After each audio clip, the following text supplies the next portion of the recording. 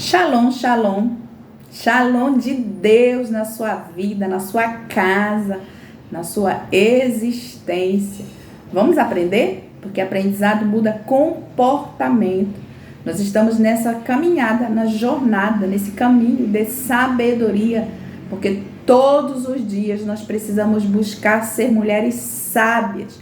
E dentro desse caminho, dessa jornada, desse entendimento, dessa busca pela sabedoria, nós estamos buscando a presença de Deus, porque somente o Senhor pode verdadeiramente nos dar aquilo que nós precisamos.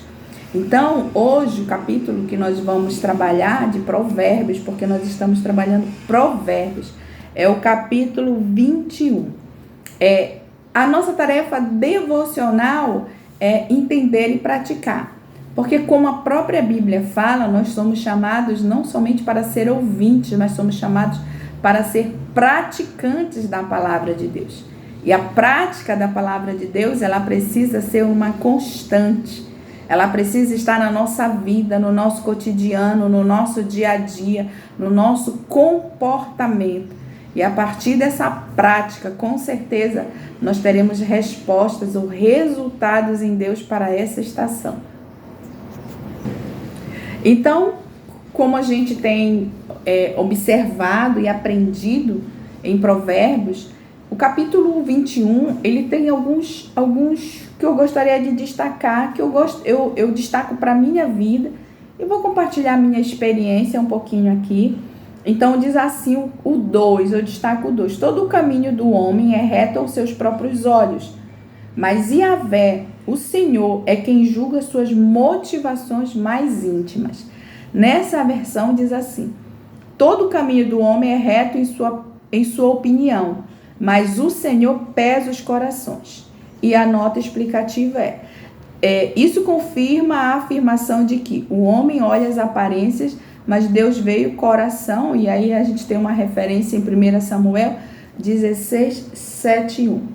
Então, quando a gente começa a olhar para esse contexto aqui, todo o caminho do homem é reto aos seus próprios olhos, mas Yahvé, o Senhor, é quem julga as motivações mais íntimas. Quantas vezes na nossa vida, na nossa caminhada, nós olhamos a partir dos nossos próprios olhos, a partir do nosso entendimento, e em algum momento da nossa vida nós julgamos estar certo. Quanto que na realidade as motivações que elas movimentam toda essa opinião, todo esse pensamento, todo esse entendimento, elas são motivações que elas não são diante de Deus saudáveis, não são motivações que verdadeiramente a gente possa dizer que são motivações onde Deus, o Senhor, ele possa ser glorificado. Muitas vezes as nossas motivações, elas somente vêm para querer massagear o nosso ego, para querer dar uma resposta para o outro, para querer dizer que eu sou, que eu posso, que eu consigo. E uma das coisas que a gente vem aprendendo nesse tempo é que todo o meu movimento, ele não pode ser motivado para tentar mostrar nada para o outro. Todo o meu movimento tem que ser na intenção de eu olhar para mim, com a intenção de me transformar numa melhor pessoa, na minha melhor versão, entendendo quais as motivações reais do meu coração. Recentemente eu falei com uma pessoa que ela sofreu uma injustiça. E do nada, assim, a pessoa que cometeu a injustiça dela teve algumas consequências pelo próprio comportamento difícil da pessoa em si, que não foi muito legal, foram consequências, aquele negócio que a gente vem falando. A fatura chegou para essa outra pessoa que feriu muita gente. E aí ela me falou, e eu perguntei para ela: você se alegrou quando ela foi, tipo assim, revelada a nudez dela, quando ela foi, as pessoas começaram a perceber quem verdadeiramente ela era?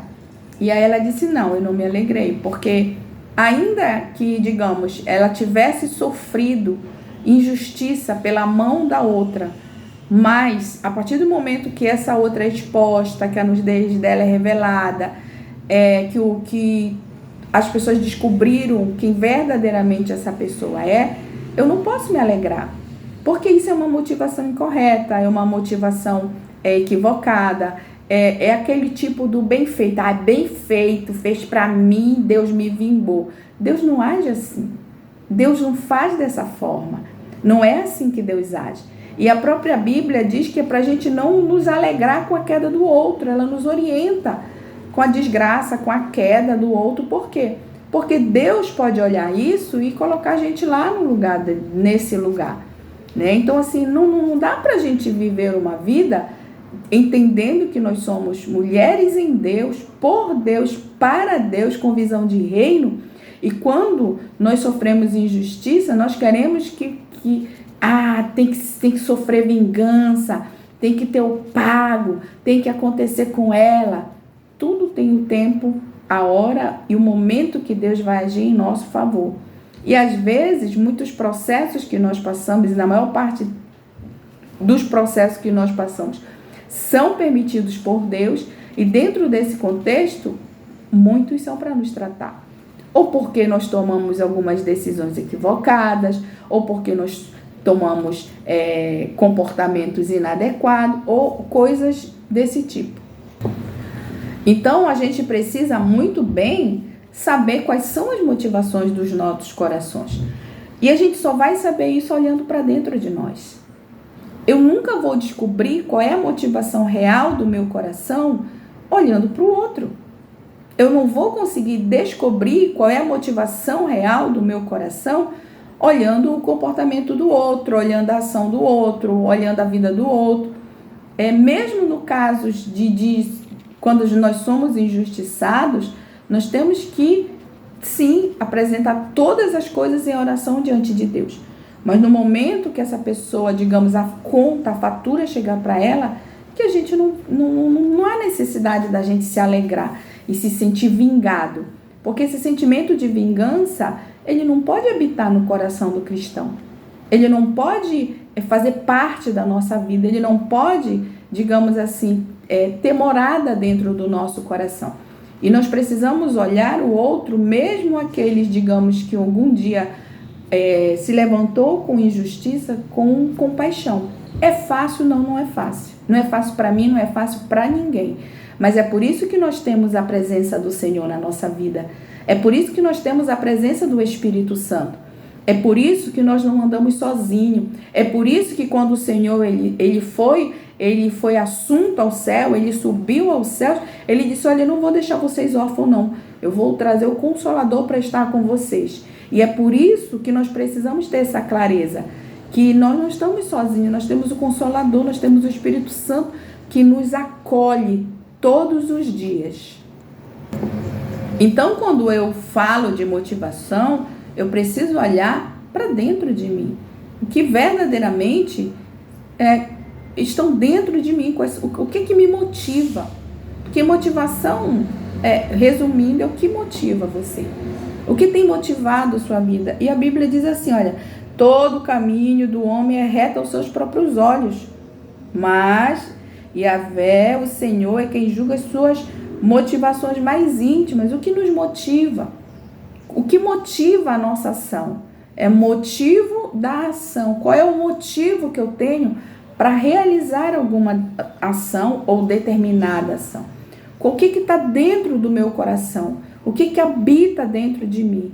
Porque nenhuma motivação que seja, como eu já falei, a partir de um sentimento de vingança, de querer ser, porque eu fui injustiçada, porque Deus vai me honrar.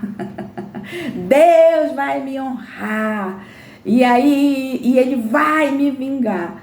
Essa motivação não é correta. Não é essa a motivação. A Bíblia mesmo fala que nós devemos orar por aqueles que nos perseguem. E a gente precisa encontrar essa força em Deus. É Deus que nos dá a força para orar por quem nos persegue. Não é de nós, não é da nossa alma. É muito na presença de Deus, pelo Espírito de Deus, que nós olharemos para o outro com compaixão, com misericórdia. Muitas vezes nós não temos esse olhar de misericórdia. Eu lembro de um tempo na minha vida, quando eu era muito pequena, eu não entendi o Evangelho. E o meu pai sempre foi um homem muito gozador, mas ele ele era gozador com todo mundo, ele era muito brincalhão. E aí as irmãs passavam, né, na porta da casa, ele tinha uma reformadora de móveis, passavam na porta de casa e ele tirava um sarrinho assim com as irmãs. E elas faziam assim mesmo para ele: o senhor vai ver, eu vou lhe entregar na mão do Senhor.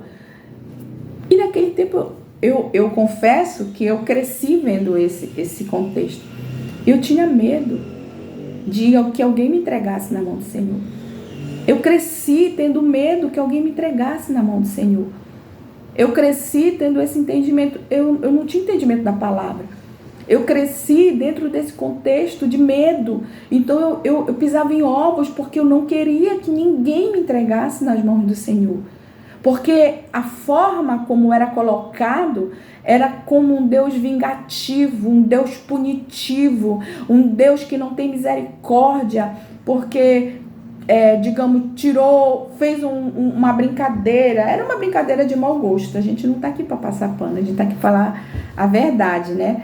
Mas eu nunca vi aquelas irmãs dizendo assim: vamos orar pelo seu Carlito, vamos orar por esse homem, vamos orar pela libertação dele, vamos orar pela família dele. Eu nunca vi.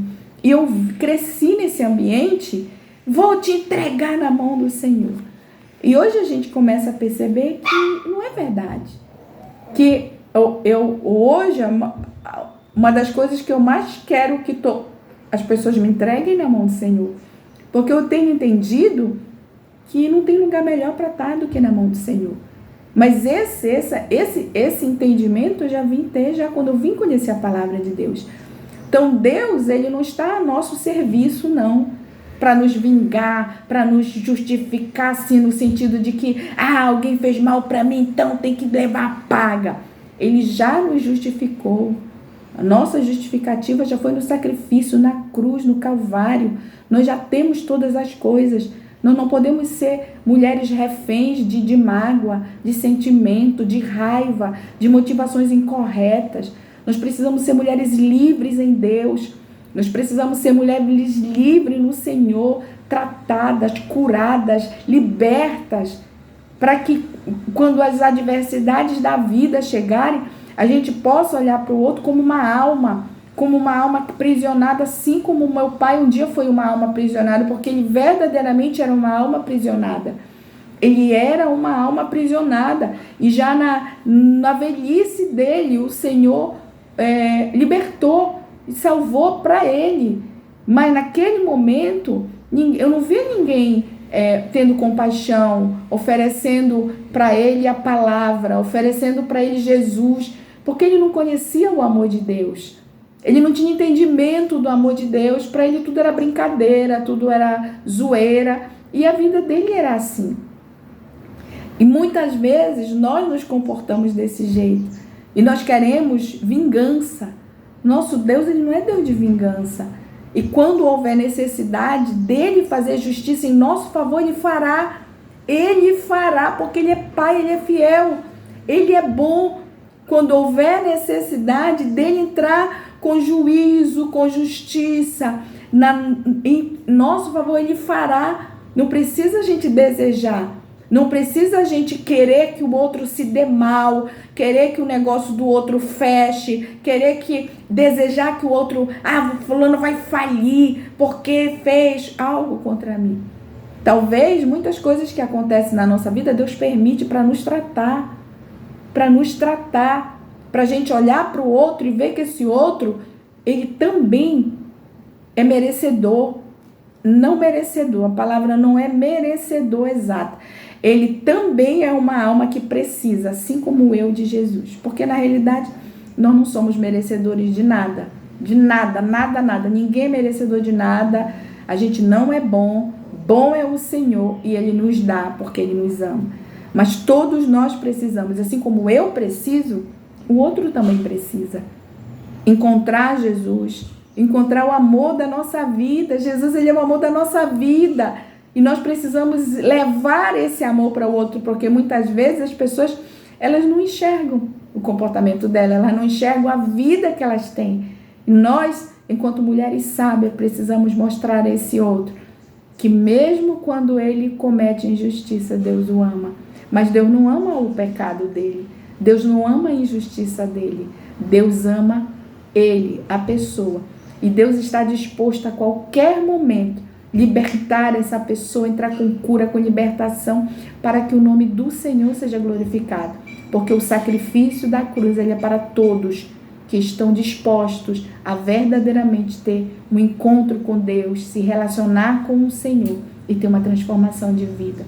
Então, que a gente possa olhar para dentro de nós, que nós possamos tirar os nossos olhos do outro, que nós possamos tirar os nossos olhos do que o outro está fazendo de errado, que nós possamos tirar os nossos olhos da condenação do outro, só olhar para o outro porque ele é errado, nós também somos errados. E que nossos olhos possam ser voltados para dentro de nós, que nós possamos nesse dia observar quais são as motivações dos nossos corações. E a partir das motivações dos nossos corações, nós possamos depositar diante de Deus tudo aquilo, toda a motivação que ela não vem do Senhor. E nós possamos verdadeiramente entregar tudo diante do altar do Senhor e começarmos a caminhar com as motivações corretas do reino de Deus, do amor e da pregação do Evangelho. Que é para isso que nós estamos aqui, aprendendo a ser mulheres sábias. Que nesse dia Deus possa abençoar rica e poderosamente a sua vida. Fica na Shalom do Senhor.